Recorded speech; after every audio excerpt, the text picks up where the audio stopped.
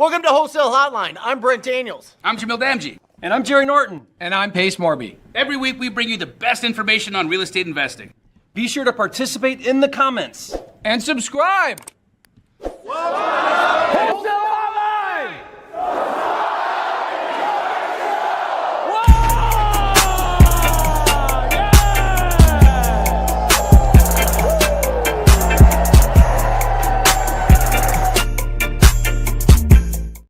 Welcome to Wholesale Hotline number 280. My name is Brent Daniels, Mr. TTP, and I am excited to see all of you guys today. I missed last week. I was at Disneyland for my wife's birthday. That was a good time. And but back now, ready to rock and roll. So guys, make sure that if you have any questions to put it in the chat. That is the point of this session. It might just be me. I think Pace and Jamil have their no one left behind challenge that I'm sure a lot of you have all participated in.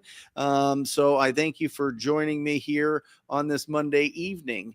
And maybe Jerry Norton will pop in here as well. I know that his reception at the cabin is a little bit tough in Montana, so we'll see what's going on. So everybody, put in the chat where you are from. Good to see V. Wolford and Samuel. Great to see you. Neo, Jason, great to see you. Leroy, Scotty, Brandon Mitchell, as always, great to see you. Buying house directs from Banks, Direct Banks. Awesome. Scotty's from Alabama. Awesome, guys. Throw it in there. What is up? What is up? Yeah, thank you, Uncle Brent. What's up? I see wholesalers dropping out like flies. Got 2 new deals signed today from Belgium. Dimitri Van Camp. Yeah, it's the truth.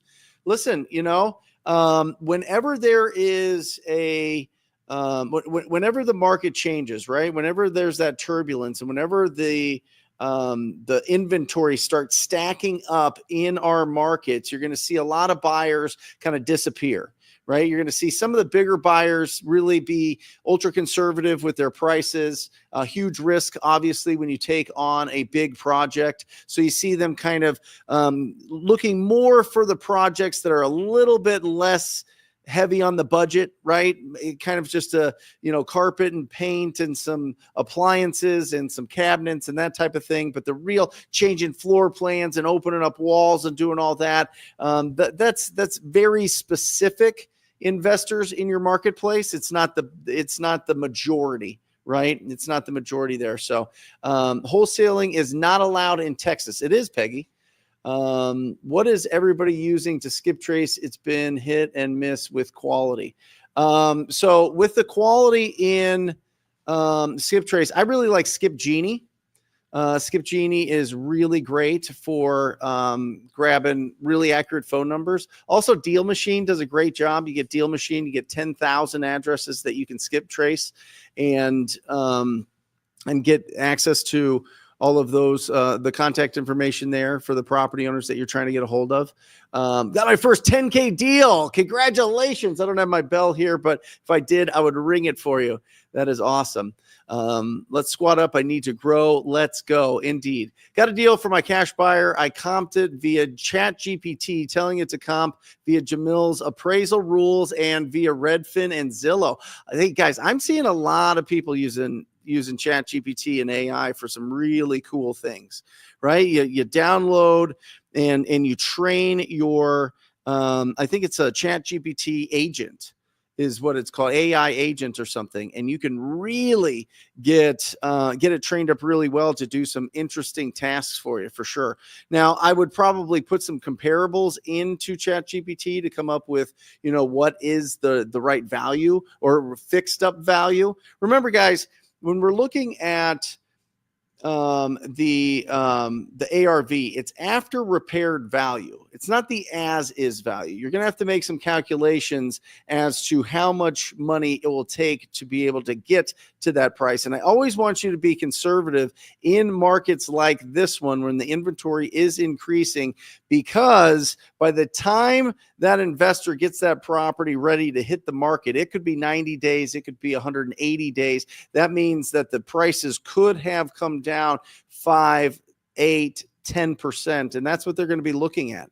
So you want to go about 90% if it's a big project, guys. If it's a project that's going to take 90 days plus to complete, I would go at like 90%, because in a lot of markets, unless you're in San Diego, Seattle, Chicago, Miami, some of these areas that are, the inventory hasn't totally blossomed out of control, then I would be real conservative with your numbers there for sure. Derek, what is the best thing to look for in a person's portfolio to find a cash buyer? I'm not really sure about a person's portfolio, but Investor Base is a fantastic tool. Investor Base, if you use the coupon code TTP, you get $100 off that, and it's $250 a month, but it gets you all of the buyers that are buying in your area. And it'll show you if they're buying to add to their portfolio, like they hold on to it as a rental, or if they're doing a fix and flip, which is really, really, really beneficial, because you're going to run across some tired landlords that maybe they just signed a lease with a tenant for a year, but they want to get rid of this property. And you want to match it up with a buyer that, they're looking for something that's already rented out. You know what I mean? And so you don't want to be sending that to the fix and flip buyers. They're just going to ignore you and think that you send them junk, right? But you want to send them to the ones that, they're going to add this to their portfolio and they're ready to rock and roll. Hey, Brent, have that shirt and sweatshirt. That's right. The Rhino Tribe shirt and sweatshirt. Awesome. Wear it proudly. That is incredible. Oh, awesome. What site was that? That is Investor Base. Matt, do we have it in the banners? I don't think we do. Can you make one for me, Investor Base TTP, and we'll just put it in there? That'd be great. Awesome. What's the best way to connect? Are you on IG? Oh, that's to Scott Jenkins. Yeah, definitely connect. Definitely connect in the chat here, guys. You guys should be using this as like a meetup in the chat there. Especially, guys, put where you are doing business so that you can squad up with other people in the area. All right? Make sure that you are doing that. ChatGPT is helping me a lot with Florida case law and probate law, etc. Awesome. Yeah, I hear a lot of people are doing that. You get all of a sudden everybody's like a law expert in these emails and responses. And I think it's all Chat GPT. I mean, it's always, listen, if you need an attorney and you're not an attorney, get an attorney, obviously, to be able to handle whatever lawyer work that you need. But Chat GPT gives you at least some idea of some of the case law, or, some different ideas of what attorneys to reach out to for whatever reason. Since we got Cincinnati, we got Phoenix, we got California, we got DFW.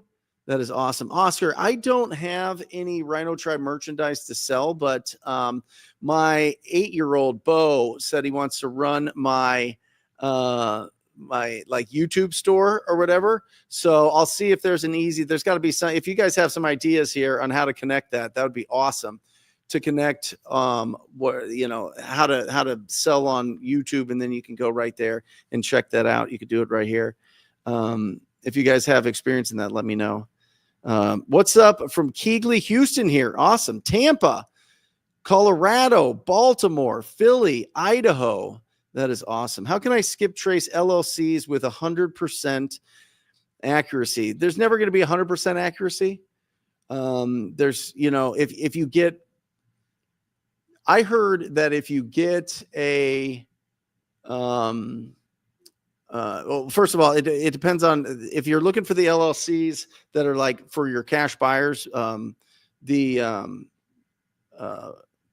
property, where is it? Where's the Investor Base is a really great place to go. But unless you're like have access to TLO or one of those credit union skip tracing, it's tough to get like 100% accuracy, and people change it up all the time. So I would, if you can get 80%, 90%, that's really good. All right. Ricky, I'm in markets where the population growth rate is 0.8%, all zip codes. Let's do deals. All right, there you go. Yes, of cash buyers. Yeah, terrifying tales. I would just get investor base, get it for a month, and then if you want to keep it, I keep it. But if you don't want to keep it, get rid of it. Prop wire, awesome. That's Jerry's company, which is just absolutely changed the game when it comes to getting data. He decided to put it all out for free. So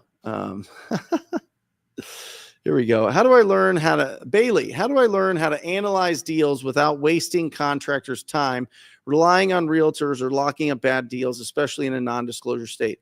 Hey, Matt, where do I pull that from? I have to share this. It's like you had it on the, where's the Google Drive? And I'll pull it up. There. How do I get it, though? So onto the show. Oh, I see. Screen. Okay. Yeah. Give me a second here and I'll show you. Share screen. Allow. What is it? There it is. Okay. Share. Can you guys?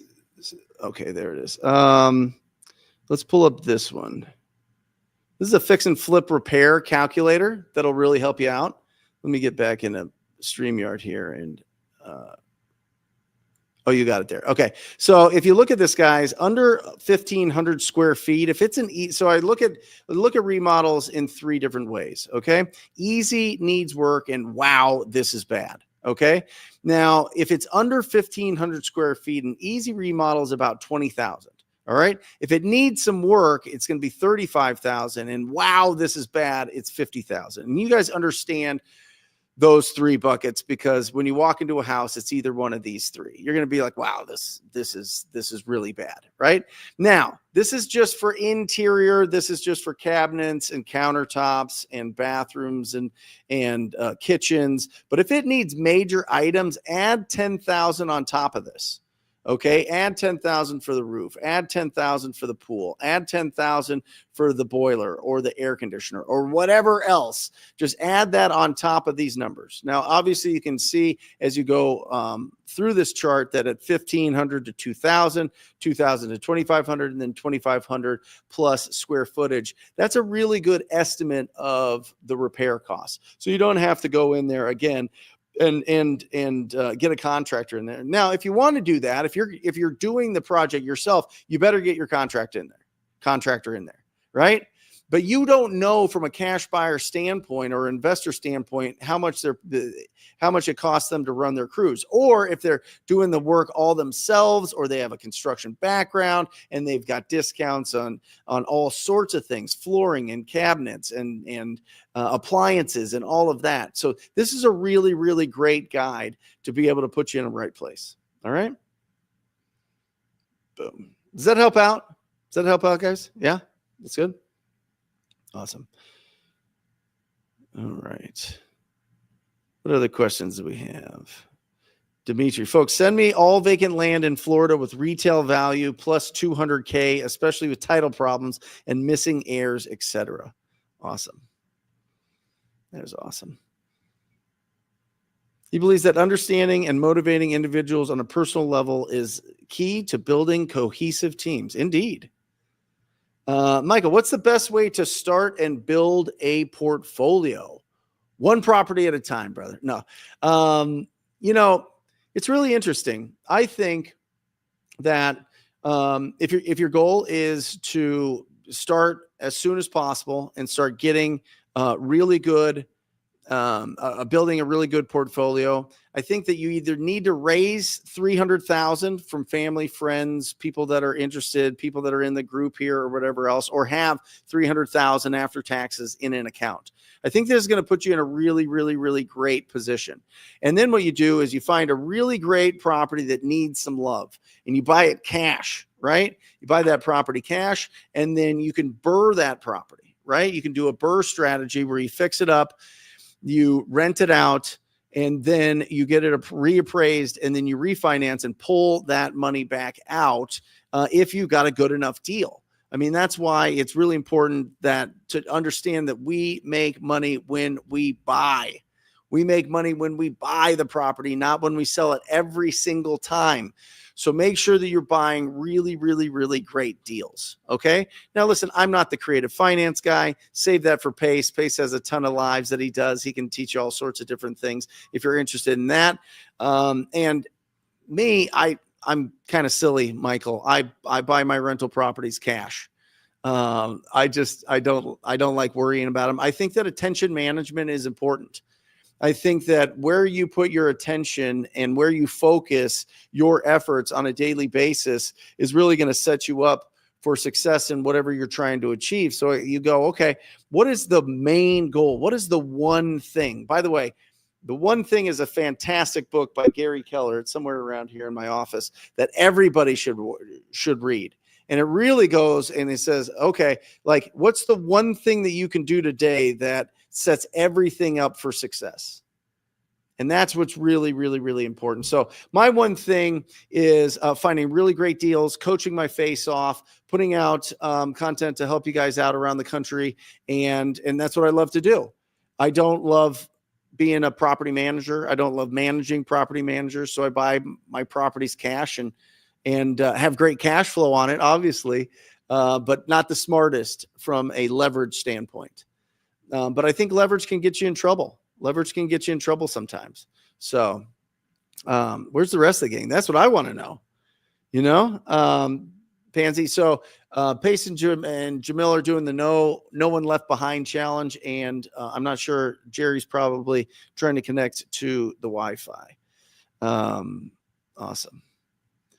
Why would he buy the first one cash? I'm not suggesting that he is. I'm just telling you what I did.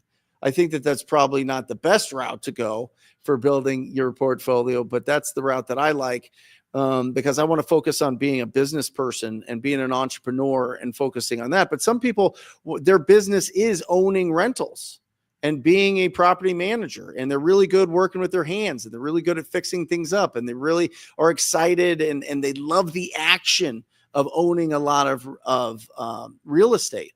And so I completely understand that. And I like building businesses. You know what I mean? And I'm okay at it. Not the best, but I'm working on it. Right. So buying your investments and cars and houses cash is the best life. Boring, but sustainable. I agree.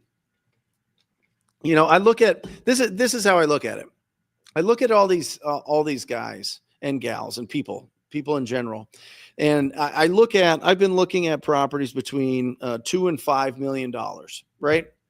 I'm not going to buy a house right now between $2 and $5 million. I'm not in the market to buy a house between $2 and $5 million, but I like looking at these. It's like a vision board type of thing, but it's just something that I like keeping up with, different areas around town here that are really popular. And I like looking at them, and I see the ones that have sold versus the ones that sit on the market. So I'm like, what are really popular houses in this price range look like? And I would say 90% of the ones that I have seen on the that have sold are all bought cash between $3 and $5 million. Right? They're all bought cash. These people have made significant amount. They're not leveraging banks. They're not getting these big mortgages. These people have sold businesses or extremely successful attorneys or come from wealthy families or they're doctors or whatever else. And they buy these properties cash, even though you can write off your mortgage from your taxes. For whatever reason, these properties are bought cash. And I always think about that. I'm like, why are all the super wealthy people buying these properties cash in this? When I look that up, and I just think that they have so much money that they just buy it and it's sustainable and it's boring. I think it's exactly what Dimitri's saying. I think they just buy it because they don't want one other thing to think about, or they're just wildly wealthy. That's what I thought of doing. Cash pay will bring high returns depending on the deal. Thanks. Well, I mean, that's the goal, right? That's the goal of owning real estate, is getting it down to a point where, you get to keep all the cash, because all the cash isn't going to debt. It's not all going to the banks. If you're going to buy a piece of real estate, in my opinion, it's only my opinion, then you should hold it forever, right? Unless you're a flipper, unless you're a wholesaler, then just do that action, right? But if you're going to own a piece of real estate that you want to own in a certain area, and you want that to be in your portfolio, why would you ever sell it? You know what I mean? And I see people going in time and time again. Their business is struggling. Things are a little bit goofy. Maybe they're going through a divorce or something. And then all of a sudden they're taking out home equity lines, or they're getting loans on these properties. I pulled up a property that we're negotiating with a homeowner, and they have owned it since 1988. They had 27 different loans since that time. So every year, almost every 18 months, almost, they were just pulling out money from that property, and to the point now where I think they owed more than we could offer them at this point, is what was going on. So I'm sure they'll put it on the market and sell it with a real estate agent. But really interesting. People use their properties as almost like a bank account, and I understand it. I mean, it's it's the whole Elon Musk or billionaire type deal, where they don't have billions sitting in an account. They have billions in assets in their companies, in the ownership of their companies, and they get loans from banks to live off of. So they're paying, 5, 6, 7%, as opposed to, 40, 50% of their income tax, or of their income to tax, which is a really interesting idea, that you could just start a business in this country, get to the point where it's worth so much that you can get loans against it. And that's what you're living off of. Isn't that incredible? I think that's absolutely bananas. Absolutely incredible. Here, to me, it makes the most sense to use leverage for buying real estate than using cash for stocks and acting as a lender for other investors. Great strategy, Sam. I love it. Listen, the bank is the top of the pyramid. There's a reason why, banks run everything.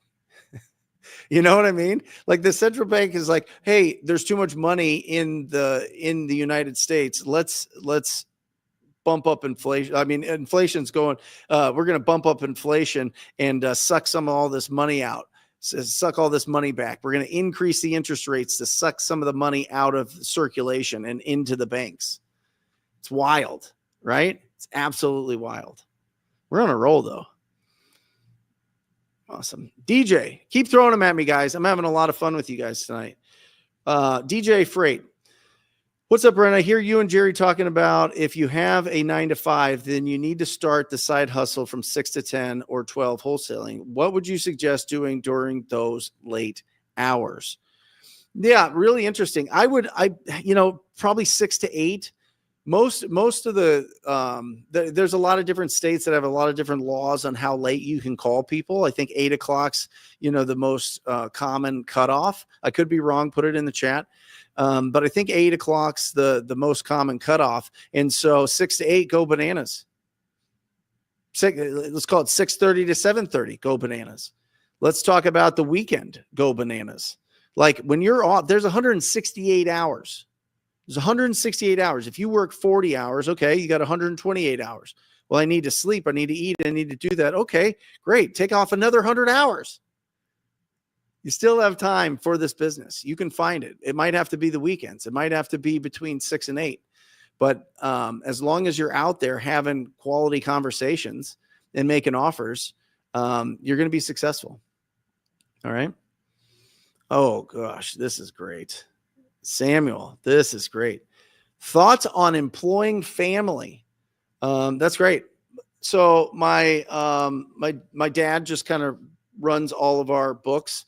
He's like, not in title, but he's my CFO. He makes sure that we don't do anything stupid. And then my mom just does bookkeeping. And I have my best friends. My best friends are on my acquisition and disposition team in my wholesaling business, and I love it. Nothing is more exciting than winning with the people that you love the most. Nothing. But if you want people to work for you, do not hire family. If you want people to work with you, then that's fine. Then that's great. But if you're going to be like a tyrant, if you're like that driver type personality, hire people. Hire 1,000 VAs. You'll feel like the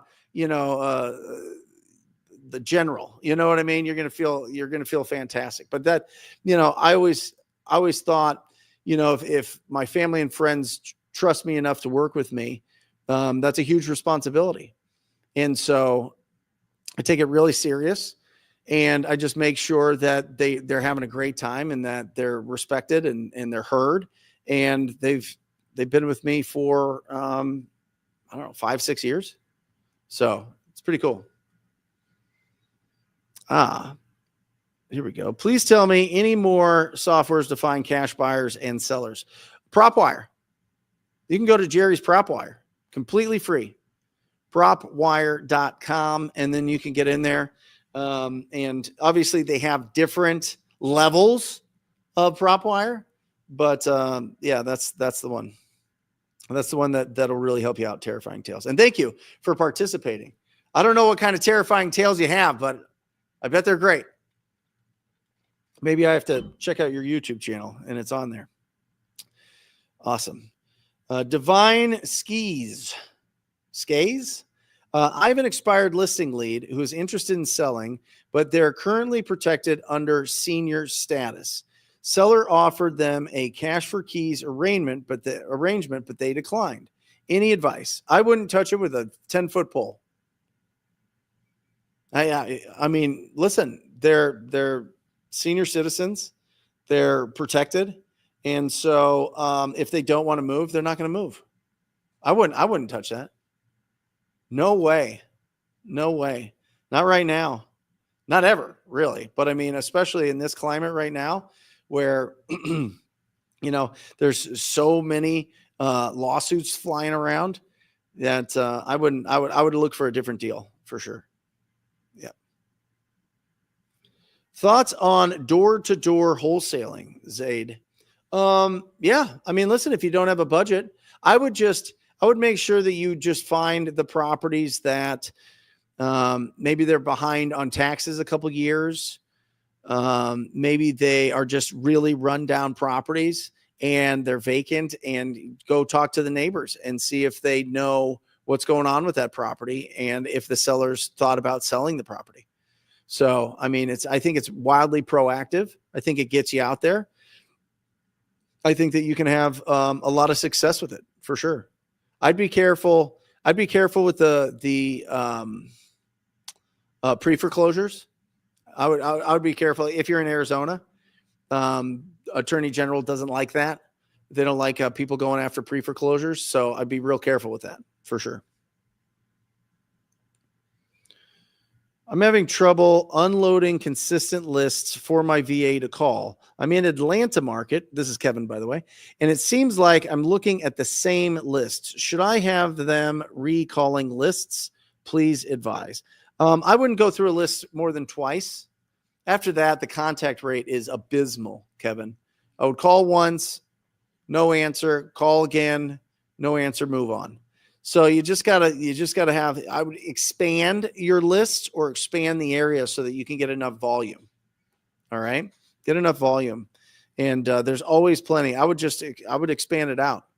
You know what I mean? Most of this business is done over the phone. So if it's an hour and a half away and it's a great deal, I suggest you go there, but you don't have to go there all the time unless you know that it's a real opportunity for you. Yeah, Sam. It's almost never the listing you call about that gives you the most value. That's true. That's awesome. Do all properties need to be in bad condition to wholesale? I'm not sure what to look for exactly when trying to find deals. Which filters should I use? Yeah, I think I think the best service that we can provide as wholesalers is these properties that need significant improvement. They really do. Now, sometimes you run across somebody that they just want to bless your life. They just want to give you a smoking deal. They know what it's worth. They know that they could get way more in the market. They can fix it up a little bit and get even more. They can hire an agent, do all that stuff. And they just want to bless you. Happens. I wouldn't build a business plan around it, but it does happen. But so for the most part, I get a lot of value out of seeing a property that is completely destroyed, just completely run down. Nobody's taking care of it, whether it's been vacant for a long time, whether it's just a property that the owner just didn't have the means to keep up with it, and they're moving on. They want to move on and start a new chapter in their life. And you get that property and you put it, you either do it yourself or you put it in the hands of somebody that's going to make it look absolutely incredible. And then you see the whole street is affected. You see all of a sudden, like, there's more people are mowing their lawns more. People are picking up their yard more. I don't know. There's something about a really nice house that's next to you that makes you want to keep your house nice. Some people, not everybody, but there's a lot of pride that I think that we can take in that. And so I think that, I would say almost all the properties that we deal with on a yearly basis are properties that need significant investment, significant renovation for sure. Because they're just not, they need some love. They need some love and they need some investment. And the beautiful thing is, once you do increase the value of those in most areas, it's going to increase property taxes. And that might sound crazy, but remember, property taxes pay for the 6 S's. Are you guys familiar with this? Do you know this? The 6 S's, right? That is security, right? That is streets. That is schools. That is sanitation. That is spaces like parks and everything. And then it's services. Services for special needs, services for the elderly. All those things are, the state really runs a lot of their budget, not all of it, but off of property taxes, especially in different districts. And so that's why you see that, once a property gets renovated and it's worth more and property taxes are risen a little bit, some people aren't that happy with it, but for the most part, it increases the budgets for all of those other things, which is really interesting. And schools is a major one for sure. I've seen there's an area downtown, guys. And I'm telling you, after the crash from 2008 to 2000, probably 15 or 16, this area was destroyed. I mean, it was rough. And then some really interesting, artistic minded flippers and developers went in there and they started doing little projects here and there. They buy it for like 100,000, sell it for 3, maybe 250, but it looked beautiful. And then all of a sudden it sparked another one. And then it sparked another one. And now it is the art historic district of downtown Phoenix. You know it. And it's incredible.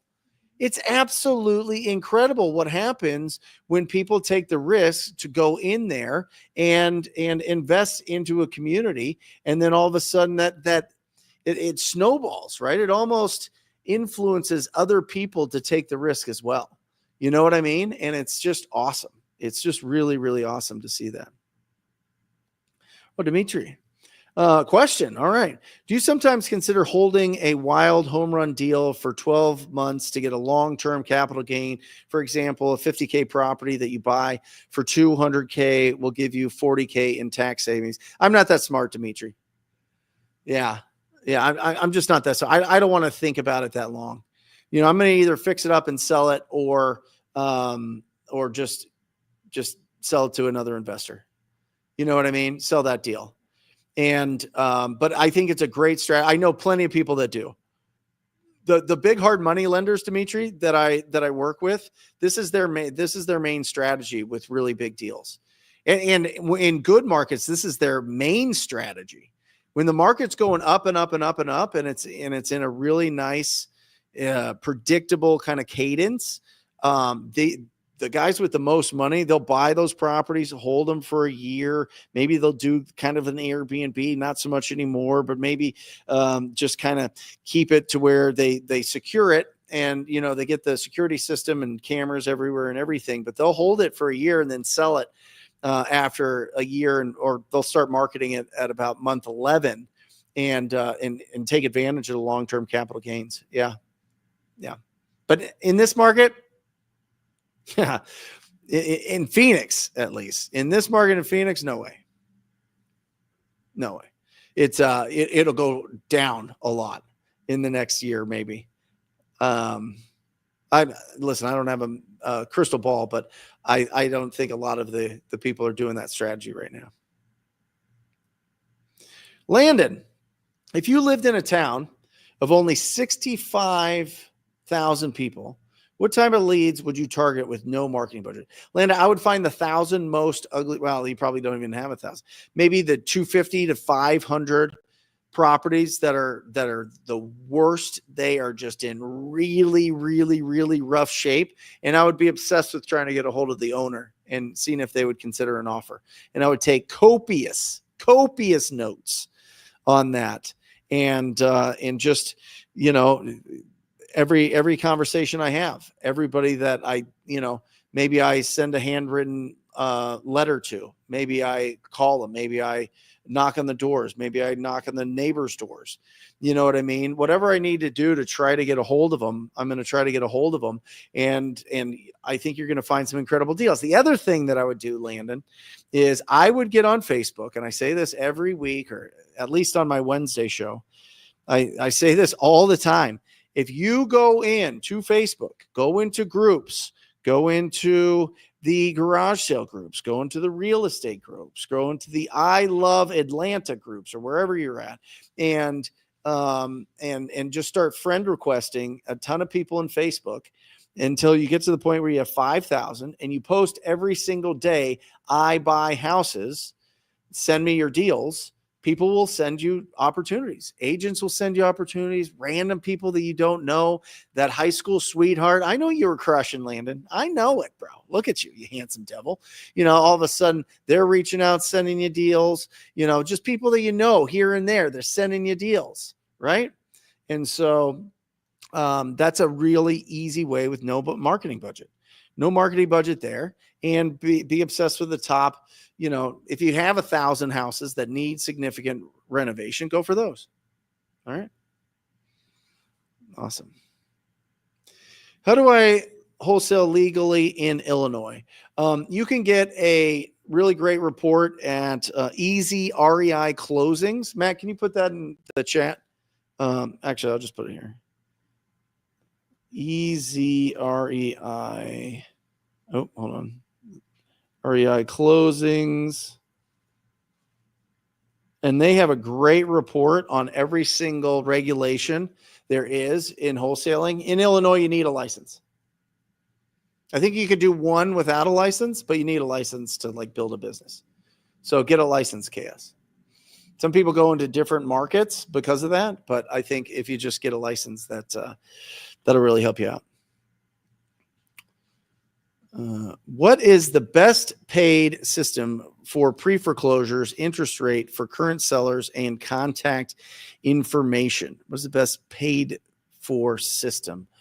I think all of them have it. Honestly, Paula, if you don't want to pull it directly from your county recorder's office, you can get them oftentimes from the title companies. You can talk to the title companies. They'll give you some. And then I know Property Radar is great. PropStream is great. Batch Leads is great. Deal Machine is great. I really like this new one that came out from my buddy of mine that does a bazillion mailers for everybody across the country called Envelo, enveloapp.com. I think that one's going to really sneak up on some people. That one's sick. That one's like a really, really affordable, and it's a full-blown, unbelievable CRM. CRM with it. So they really took it to the next level. Enveloapp.com. It's really cool. Yep. I would check out those. I don't know if you need a license in Virginia. I would have to check that. I'll put Enveloapp in here. Enveloapp.com. Boom. There you go. Yeah, they're doing some really great stuff. There you go. I would have to check on that. Can you check on that? Can you see if you need a license in Virginia? Yeah, sure. I had the printed out War on Wholesaling with all the regulations, but it didn't make it to the show today. I don't know where it is. Jack, what's your opinion on buying a new primary residence and renovate it every 2 years so you don't pay capital gains tax? You always have one in the pipeline. So as soon as that 2 years expires, money. Well, I think it's a great idea. I think a lot of people, one of my best mentors, Derek Jar, it's his birthday today. Happy birthday, Derek Jar. He does this all the time. And he's developed houses like crazy. He had this unbelievable. I think the highest one that he sold was, well, I think Jerry Norton does this on some level. You know, Jerry will go build something or buy something and keep it for a couple of years and fix it up and then sell it. It's a very smart tactic. If, you know, your wife doesn't kill you or husband or whatever else, you know what I mean? Like my wife, her parents own the house that they bought when she was 2 years old. They still live in that house. So Aaron's like, hey, you know, we're going to just find a place and we're going to stay here for a while. I was like, yeah, okay, whatever. Let's find a cool place then. So not conducive to my lifestyle if I want to stay married. Right. And, but for, if you're flexible and if that's the game plan in the household, awesome. Really awesome.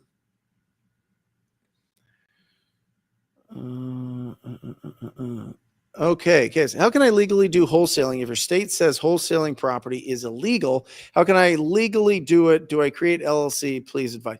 If you are, well, I think you're in Illinois, so you can do it with a license. But I think South Carolina is the only place that's really put the clamps on it.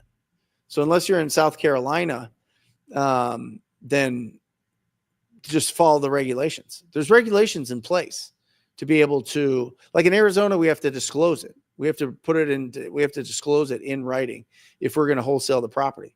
But we've been doing that for years and years. So, yeah, there's no workarounds.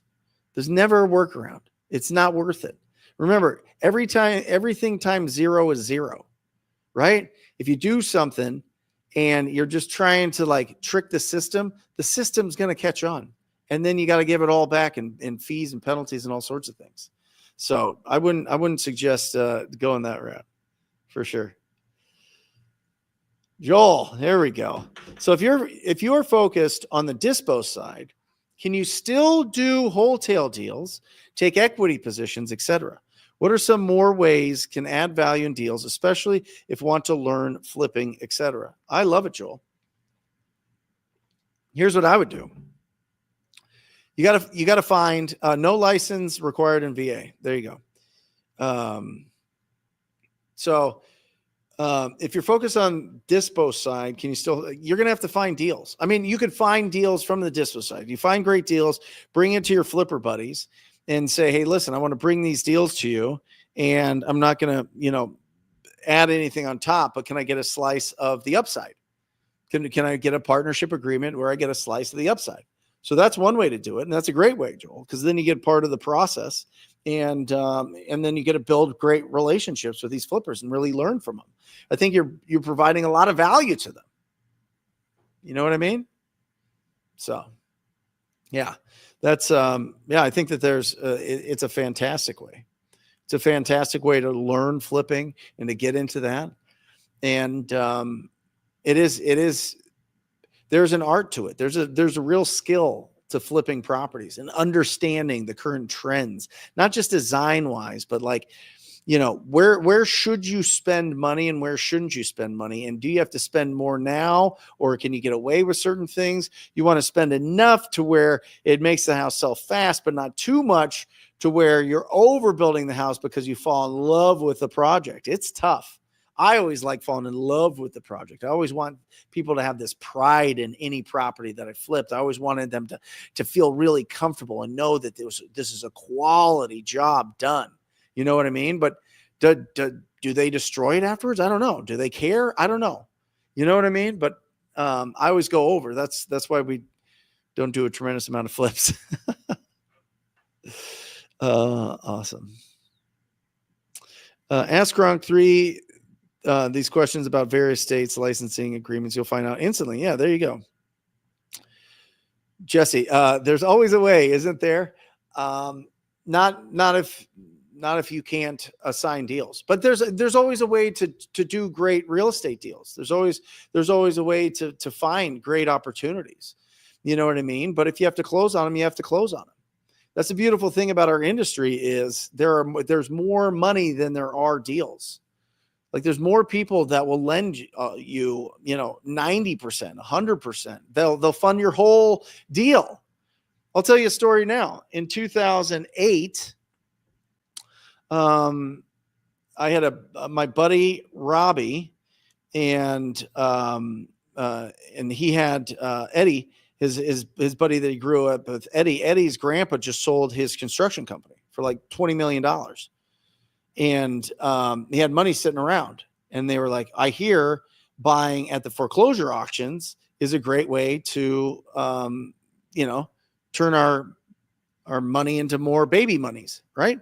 And so they approached us and said, hey, what do you know about bidding at auction? We're like, nothing, but we can learn. And so they're like, why don't we give you like $1 million and we just bid down at the auctions? And I was like, okay. And so if we get down there and you want us to get the properties at auction, and do you want us to fix them up too? Yeah, fix them up. Do you want us to sell them? Yeah, sell them. Okay. So if we bid and we fix them up and we sell them, are you good with giving us half the deal? He's like, yeah, that sounds fair. So we did that for the next 2 years until a little company called BlackRock came in and screwed it all up down at the auctions and bought absolutely everything. But listen, you can raise funds everywhere, guys. You can raise funds to be able to close these deals. A really good deal. I've never lost a good deal because I needed funding. Good deals breed relationships with people that want to put their money somewhere that's not, just sitting in a 401k or in the market or whatever, trying out crypto, doing all that stuff. Some people want to invest it in real estate and flip some properties and get nice returns. And it was a fun couple of years, and I learned a lot. I flipped, I don't know, probably 60 to 100 houses that couple of years. And yeah, it was fun, but it was stressful. It was very stressful. We had a bunch of break-ins. People would break in and steal the air conditioners, steal the appliances. They would unscrew the little, what are those things that are in the baseboard that stop your door from door jams, right? They would steal that, door handles, all sorts of things. People stole the speakers that were in the walls and everything. It's crazy, but it happens. You know what I mean? Guys, if you're getting value out of this, give me a thumbs up. Give me some love in the chat. That'd be awesome. Usually, there's at least a couple of us on here. And so I appreciate you guys spending some time with me. Just rattling off questions and stories here. But I love this business. I think it's an incredible business. I think that there's a lot of value that we bring to the communities in this business. I think there's a lot of people, and it's not a majority, but I think there's a lot of people that don't want to sell their property traditionally. They don't want to sell with an agent. They don't want to sell, have people coming through. I just heard a story from Mike Mahoney, my best friend and business partner in our marketing company. And he was talking about how a guy in Seattle, of all places, had a house worth $750. Beautiful, beautiful property, beautiful, great shape. And sold to one of our clients, our PPC clients, for 500,000. And the guy's like, why, bro, why are you selling it to me for 500? I'm telling you, I got an agent, buddy, or you, I'm sure you know somebody, like, just list it on the market. Just go get 750. And you know what this guy said? This guy said, listen, I took the last certain amount of years and I fixed this up myself. I cut the wood. I designed it. I painted it. I put in the window coverings. I did the floor. I did the cabinets. I did everything in this house. And I could not handle if agents and buyers came in here and nitpicked the work that I did. So I just want to sell it to somebody and not have to deal with any of the criticism, any of their commentary, all of that. I just emotionally can't handle. I just don't want to do it. I know that I can make more money. I'm choosing not to because I don't want to go through that process. Isn't that wild? Isn't that wild? Listen, we never tell people what they should sell their house for. Never. We can only tell them what we are willing to offer. That's how you do this business. That's how you do this business right. It's not trickery. It's not lies. It's not deceit. It's not certain scripts that are, going to change people's, hypnotize them and change them into whatever else. It's just listening to what is the goal of this property owner. That's what this all comes down to. What is your goal with this property? If they want speed and convenience, then they have to work on the price. If they want price, and they want to put it on the market, it's not going to be convenient. There's going to be people that come through the house and nitpick it.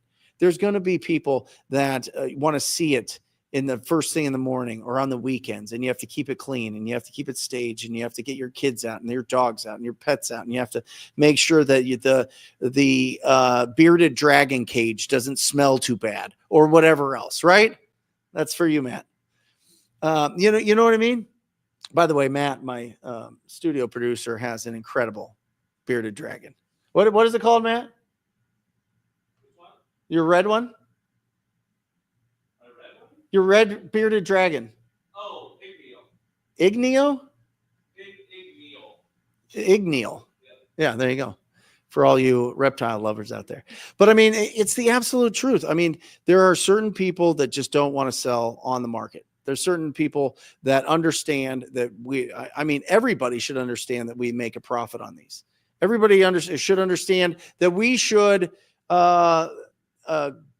disclose how much you make on the property. Who cares? I've never lost a deal at the closing statement because the seller was like, oh, you're making this much money. Hasn't happened. Interesting, right? But we need to understand that there has to be a discovery process where we go in and we understand what is the goal that this property owner has and how can we help them achieve that goal. And guys, I'm telling you right now, sometimes the best plan for them, just go list it on the market. List it yourself. Get as much as you want for the property. Go absolutely bananas. But with these properties that need significant investment, they're not going to sell for the same amount as a property down the street that's completely renovated. They're not. A brand new car is going to sell for way more than that used car that's 10, 15 years old, right? It's the same with houses. And so you got to be realistic with, okay, this is what I can offer this person. And if they're willing to take it, then you've got a deal. And what I would say is this. I'd be real careful these days, guys, with memorandums, with holding. If people want to back out of a deal, let them. I'm just telling you. A lot of these states are instituting that. If you go to that war on wholesaling, a lot of the states are instituting that the seller has a right of rescission. Because usually a purchase agreement, and I'm not an attorney, is unilateral. that means that the buyer can cancel, but the seller can't. Okay. So there's it's a unilateral contract there where the buyers are protected from buying essentially a lemon, is how it was it was made back in the day. Because if you just go, oh, well, a buyer can't cancel and a seller can't cancel no matter what, then buyers don't know what they're buying. That's why there's a inspection period or a discovery period, or they call it something crazy in Texas. And so with all that, if they truly want to get out of that purchase agreement, and they're not going to give you a 5-star Google review, let them out. Like life's too short. You know what I mean? Like, just go find another deal with somebody that's going to be wildly pleased that you came into their life. If they hate you and they don't want to do business with you, great. Let them do business with somebody else. And by the way, those people are going to, usually be headaches throughout the whole time. So, boom, that's my kind of rant. Oh, Pansy loves bearded dragons. There you go. Owning real estate is one thing AI can't replace. That's right. Unless we all get plugged into like the Matrix, and we're just in some sort of tub of weird goo. Then real estate's kind of not as valuable. But until that time, we're in a good position. Sean Cold Fire, what is your standard inspection period you shoot for on every wholesale deal? Standard would be 10 days. That's pretty typical. And that's pretty typical for traditional real estate as well. Yeah, 10 days. So 10 days is where you typically want it. Now, it just depends. If you can't get access to it, then you got to extend that a little bit, but you want to make sure that you can get access to that property. All right. Awesome.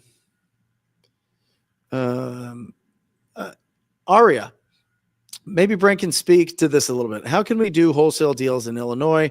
Would the best bet be a takedown? Yeah, I would either take it down, Aria, or get a license. Guys, we've been talking about this since 2019. Literally 2019 was when Illinois instituted this. I think that it's a smart idea that if you're going to wholesale, you get a license. I think it's a smart idea if you're a real estate entrepreneur that you get a license. I think it benefits you in so many different ways. You get access to the MLS. I think that conversations with other agents or other people that are licensed are a lot easier. There's already a trust level that's there because you have to, you are under the umbrella of the code of ethics, the realtor code of ethics, which I think is important. I think it's important to have all those things. And I think if you're trying to avoid those things, I don't know. I mean, maybe it's not the right business to build. You know what I mean? Here we go. I hate memorandums. They get written 3 years ago, are just garbage, intended to make selling difficult when obviously the buyer isn't buying. Jolene, I couldn't agree more.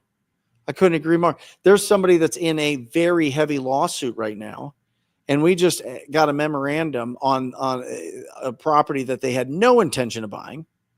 The purchase agreement didn't even have a price on it. Didn't even have the price on it. Didn't even have the address on it. It was a blank purchase agreement with a seller's signature on it. Horrible. Absolutely horrible. Wouldn't release it. The seller couldn't sell that house unless we gave him 20 grand. Crazy. People, that's some people's business model, by the way. Lock up a property at any price, put a memorandum on it, and disappear. Gross. So I hope to work with, whoever's in charge to eradicate that, to do something about, making memorandums here in Arizona not as sticky on the property, or there has to be some hoops that you have to jump through to be able to get a memorandum on the property. Maybe it's a judge has to sign off on it or something, or a clerk of the court or something. Yeah. Just sign here, Steve. That's right. Yep. Ricardo, absolutely. Wholesaling without ethics is just manipulation in a suit. Not even a suit, more like a tank top, more like a mesh tank top. You know what I mean? Glenn, Brent, I'm closing my biggest deal on Friday. I flipped the house. It cash flows, pulling all my money out. Additional $65,000 for Glenn. Glenn, my man. I'm so happy for you. Congratulations. Just had a baby. Beautiful baby. That's a nice start. That's a nice start for you and your family. That's awesome. You're doing amazing. Here you go.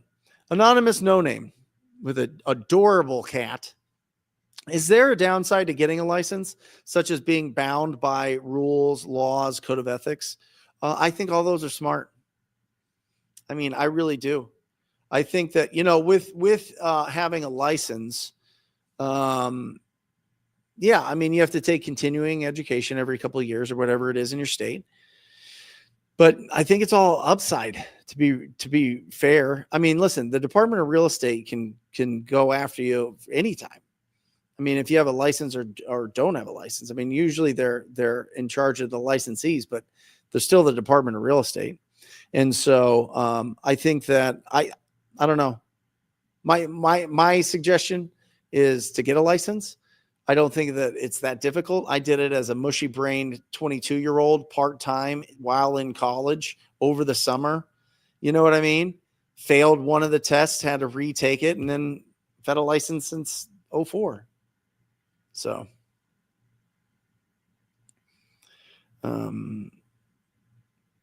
Paula, my husband, David, is a realtor in Newport News and would love to connect and do deals with folks in Hampton Roads area. There you go. Awesome. Yeah. Glad you didn't get West Nile or malaria from the mosquitoes when you were here in Massachusetts. I am telling you, mosquitoes are different when you go to the other side of the Mississippi. You know what I mean? They are just different. We have these tiny little pesky things. They bite you. It's a little red for a day. You get bitten out there, you got chicken pox for like a year. My legs are still, and it's been like 3 weeks. It's insane. I don't know what you guys are doing. It's humidity. I think the humidity just makes them bigger. I think they like the larva in water probably soaks up more. Like a sponge. But yeah, those mosquitoes are wild. That is crazy. Yeah, I agree. Getting your license greatly expands your options. Yeah, that's awesome.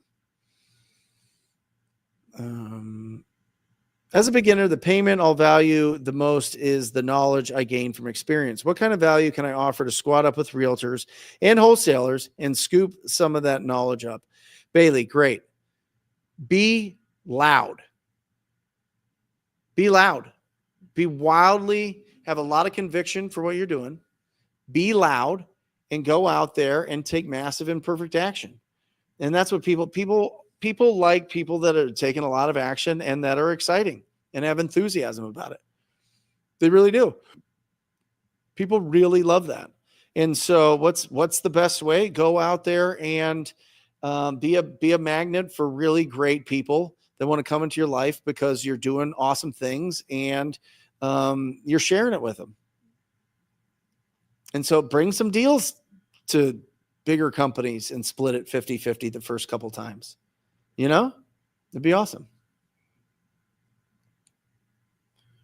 All right. Brent, do you know Ben the King? Great pick. Do you know a title company that will insure a lot in Kings Mountain, North Carolina that has mineral rights that's well over 20 years ago? I don't. That might be a Chat GPT, or I would go into the Facebook real estate investing groups in that area, Ben, and I would pose that same question. Because a lot of those real estate investing groups, guess what is sprinkled throughout the whole thing? Title agents. Yeah. Really great title agents. All right. But how do you keep the brokerage you're working with from taking a cut of every deal? Sometimes you do, but Aria, sometimes, I mean, a lot of brokerages are flat fee. So it's, you pay a few $100s a transaction. Some of it, because you're a principal in the purchase agreement, and then you're out of the deal. then there's no representation there. So there's no commissions. And so it just depends on if your broker wants you to put all that through them and pay the transaction fee. But I would just find a broker that has a flat fee. So it's, isn't too bad.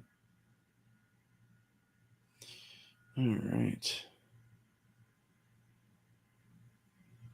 Yeah. Getting a really great title company and escrow agent is key. It's absolutely key. They make or break it. You know what I mean? They really know how to help you out, how to give you great buyers, how to solve complex problems that might pop up, or at least how to point you in the direction of how to solve those problems as they pop up. It's really cool. Brent, if you were to expand outside of Arizona market, which market would it be? Oh, great question. I don't know. I think that I'd like to try my hand in maybe a lower priced market.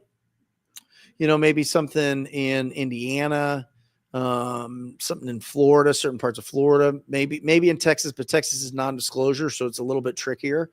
But I think that there's some opportunities there. But I could take our pay-per-click strategy anywhere and have the best of the best leads. I mean, guys, nothing's like pay-per-click. Google ad leads, Google leads, web leads. People literally searching to sell their house fast is what we mastered. We've mastered it here.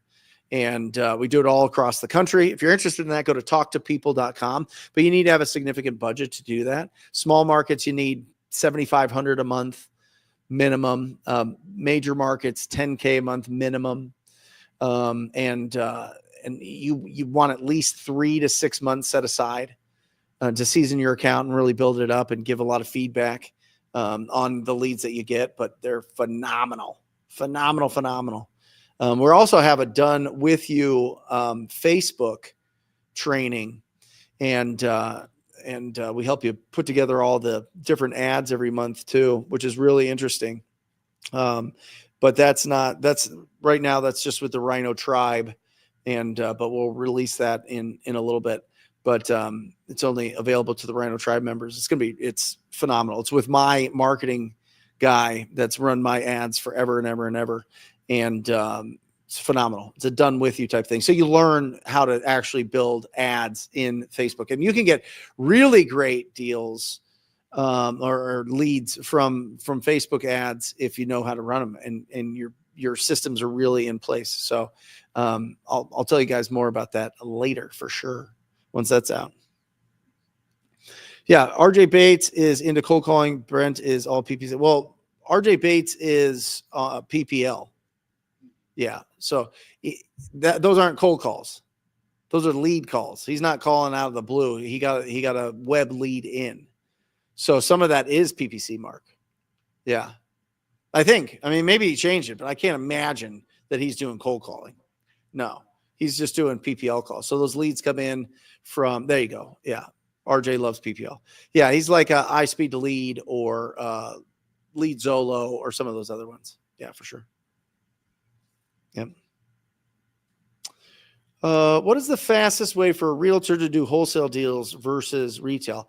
If the property's ugly, then buy it and sell it or wholesale it. Right. And so if you're running across, or if you're going after the properties that are in rough shape, then that's a wholesale deal. If it's retail, you know what retail is. I mean, retail is properties that are, especially now, to sell a deal retail right now, the property better be in great shape, really great shape. All right. Awesome. I use off-market. Here you go. I use off-market, Investor Lift, and Sauce My Deals to find off-market leads. Awesome. There you go. Who was RJ was a great guest. Yeah, RJ is a great guest. Systems and processes. What's the best for a team in wholesale? Well, I wouldn't hire a team until you've made 30 grand 3 straight months. That's an old Sean Terry rule. Don't hire anybody until you do 30 grand 3 straight months. Right. Now, obviously, people have diluted that a bit because VAs came onto the scene about 10 years ago. and you were able to get some okay talent. I mean, some people claim excellent talent for, $3 to $8 an hour. But I would want you to really know the business before you hire anybody, or you're just setting them up for failure. Anyway, systems and processes, most of the time, listen, you don't need a lot of systems. You just need to know what your marketing budget is. And then based on that, it depends on how you go and generate leads. And so, yeah, that's, there's certain tiers. 0 to 2,000 is the first tier. That's when you're in hustle season, right? You're door knocking, or you're calling, or you're doing handwritten letters. 2,000 to 5,000 is when you start getting into direct mail or paper leads. 5,000 to 10,000, that's when you start getting into more of those things, or into PPC. And then 10,000 plus, pick your best, what's working best for you. Is it PPC? Is it PPL? Is it direct mail? And then go real deep in it until you really have a big budget. And then you can, start expanding into different marketing channels. Yeah.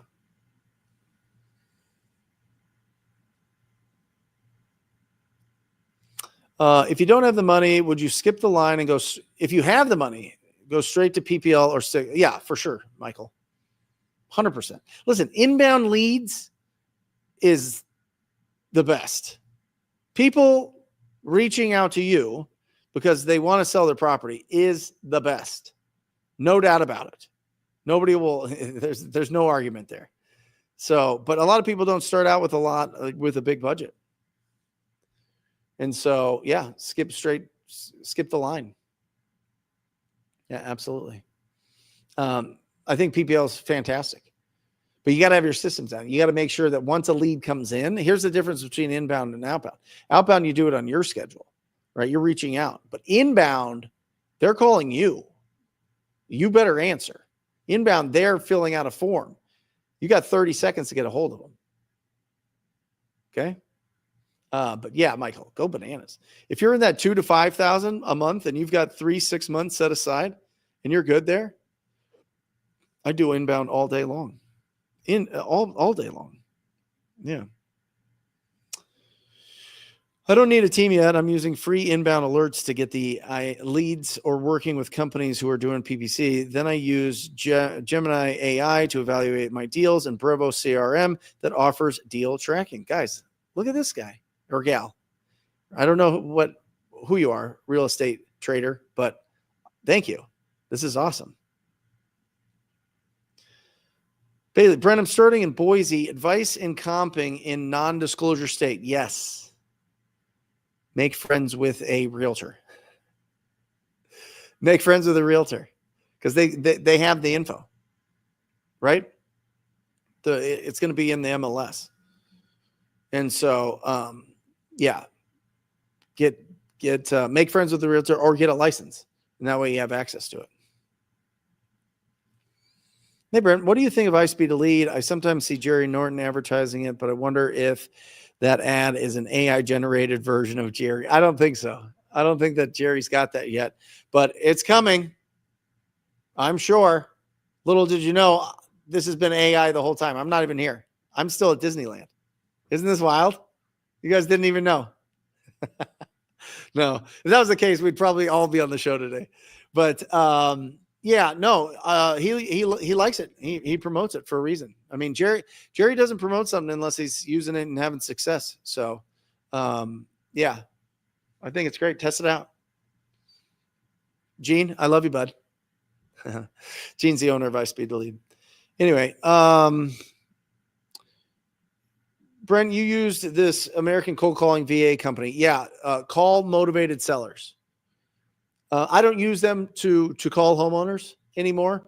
I use them in other businesses to reach out to companies around the country and follow up with some leads for our marketing company, which is awesome. I mean, they have the best talent. Callmotivatedsellers.com. I'll put it in here. They are phenomenal.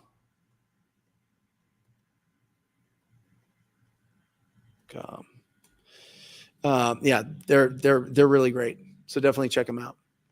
All right. Jerry is a flipping genius. You know it. Brent, do you have people working 24 hours a day contacting your PPC leads? Not really. 98% of the leads that we close came between 9 to 5, Monday to Sunday or Sunday to Sunday, however you track your week. But 98%, the 2% that came in late, we would follow up with them or text them, right? And but they didn't turn out to be deals for whatever reason. I don't know what the story is, but they didn't turn out to be deals. Yeah. I'm actually working with real estate agents using the 10K club to find and close deals. That one-time investment has unlocked my motivation. Awesome. I don't know what 10K club is, but if you want to fill us in, that'd be awesome. Is it Jerry's? Oh, that's Jerry's. Yeah. That's Jerry's. My bad. Yeah. That's Jerry's training. Awesome. Yeah. Yes, I remember you saying they were awesome. Yeah. Call motivated sellers. Is the coupon club worth it on iSpeed Elite, or should you be targeting only exclusives? Why not? I think it's like nothing. So, I mean, you could test it out as long as it doesn't break the budget. But I mean, think about it. If you spend $1,000 and you get a great deal and you make whatever, 10, 15, or you flip it and make 50 or whatever, I mean, it's a nice ROI. So, test it. How many hours a day would I need to get a wholesale deal? I mean, you could get on your first call, but I would highly suggest that if you're going to be proactive and go out there and talk to people, spend 3 hours a day. Find 15 hours a week. You can find 15 hours a week. That should be the minimum. And I would challenge you to talk to 30 people a day. And that could be real estate agents. That could be properties that are listed on the market. That could be properties that are off market. It could be all sorts. But talk to 30 people a day. All right. Do you comp before every offer you make? We're real fast. Yeah. We know the market really well. And so, Chad and Jeremy are really good at comping, and they do a great job of getting us good buy prices for sure. Yeah. So yeah, we comp everyone, but we already kind of have like the maps are already downloaded, so to speak. You know what I mean? Like we already have an idea in our head of, where it needs to be. So, yeah, and I agree. It's not about the hours; it's about knowing the deals we're chasing. Yeah, I mean, I also think that hard work can be the goal. Why not just make hard work the goal? Every conversation you have is going to build on the next one. So I think that the more conversations you have, the faster you're going to go in this thing. Yeah, awesome. Let's see. Does this look better than the cat? Anonymous no name. Hey, yeah, I don't know. The cat was pretty cute. You're not pulling me into a political discourse here. Nice try. How do I actually start? Is there programs? Yeah, there's a ton of programs. Jerry's got some. I've got one. Wholesalinginc.com. Pace has one. Subto. And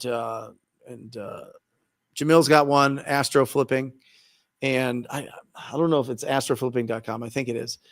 And yeah, there's a tremendous amount on YouTube that you can get started with. So, yeah.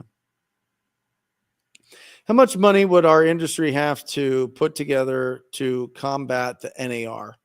I think that there can be more collaboration. I think NAR really is just pushing for licensing. And so I'm probably not the best to ask for that, because I think that, getting a license is a good idea. And so NAR is is always looking for opportunities to bring people, under the fold. And and have more people out in the industry that are they have to fall in line with the code of ethics. It's not too difficult, and so I think it's good. I think that there should be more collaboration than combat, my opinion. Yeah, Jerry's YouTube channel has hundreds of videos teaching how to wholesale. Absolutely. Awesome, guys. Great show today. Really great show. Thank you so much for connecting in the chat. Thank you so much for showing up to Wholesale Hotline number 280. I'll let you guys go before I lose my voice. It probably won't happen. But I love you guys. I encourage you to go out there and talk to people. If I can do this business, anybody can do this business. You guys are so powerful. You're so incredible. And yeah, I think that you guys should go out there and take massive imperfect action every single day. All right, guys. See you. See you next week. Or just say squat up. So squat up and enjoy.